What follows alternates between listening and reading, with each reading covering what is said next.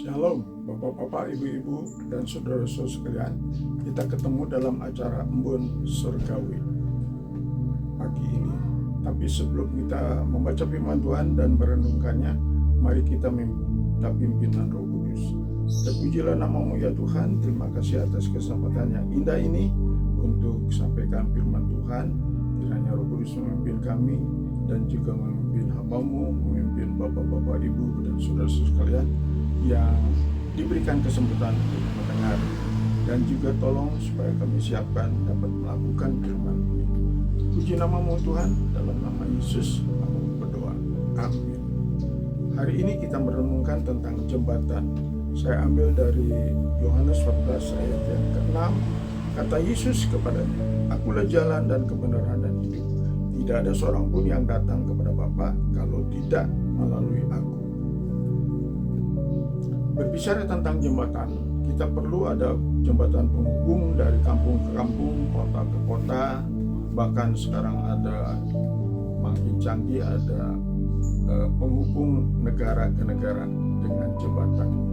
Nah, demikianlah pentingnya jembatan untuk menghubungkan kita juga sebagai manusia dengan Tuhan, juga sebagai orang dunia memikirkan tentang surga. Kita perlu jembatan yang benar. Kita harus berhati-hati memilih jembatan yang mana yang kita pilih.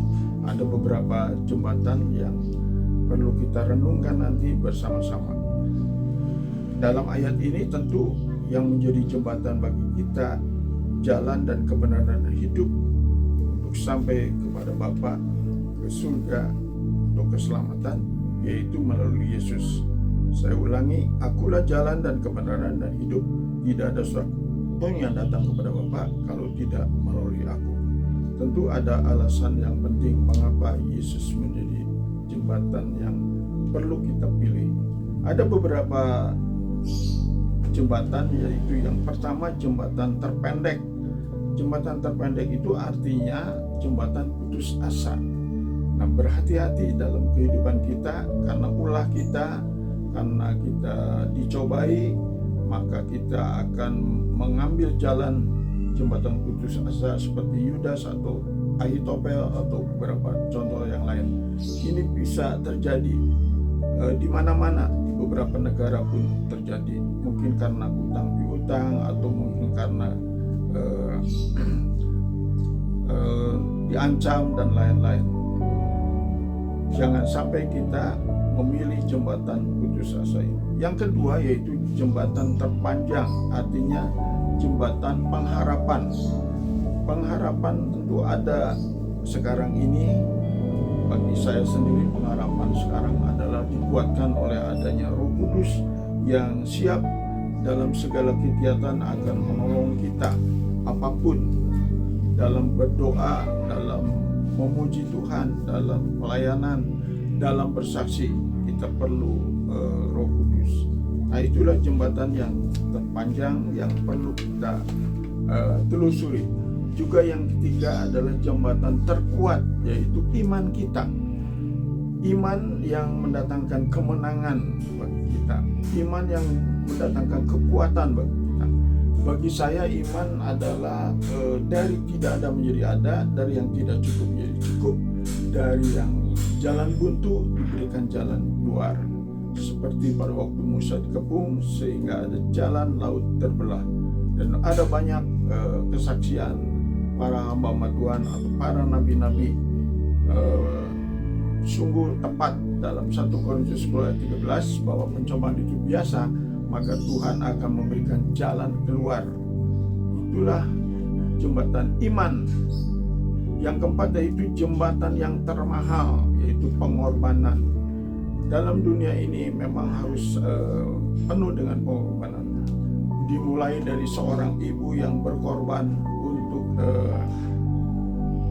hamil dan juga mengandung anaknya lalu melahirkan, dan juga terus dalam mendidik baik ayah atau ibunya, pengorbanan guru atau pengorbanan para hamba Tuhan, dan pengorbanan para pemimpin pemerintah dan lain-lain. perlu ada pengorbanan.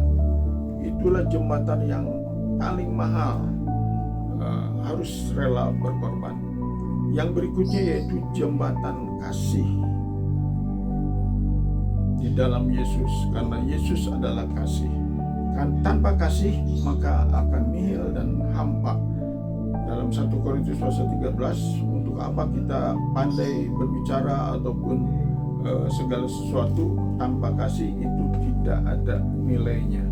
Jadi perlu segala sesuatu didasari dengan kasih, supaya kita menjadi orang yang bukan orang yang bodoh, yaitu mendirikan rumahnya di atas pasir.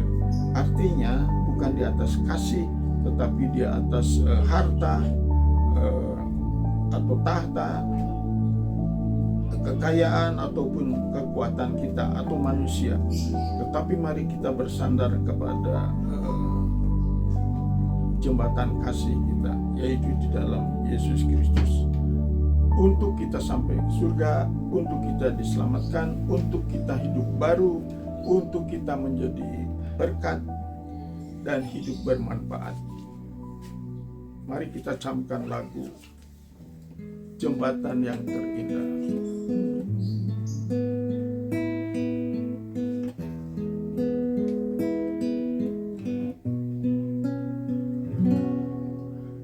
Jembatan untuk penghubung aku dari duniawi ke surgawi.